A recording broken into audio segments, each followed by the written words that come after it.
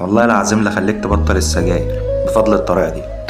والله ان راجل بقاله 30 سنة بيشرب سجاير بسبب الطريقة اللي هقولها لكم دي بطلها وما عاد بيطيق ريحة السجاير خالص. بس اهم حاجة يكون عندك عزيمة واسبوعين بس تكون مبطلة. المهم لو في عندك حد عزيز عليك مدخن شير له الفيديو ده، ما تبخلش عليه.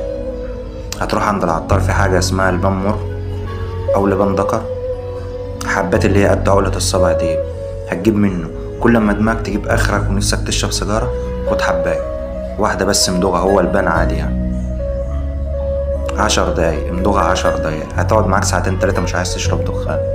ليه بقى؟ لان سبحان الله الحباية دي فيها زيت طبيعي بيعوض مادة النيكوتين اللي في السجاير. مستنيك بعد اسبوعين تكتب لي في الكومنتات عملت ايه.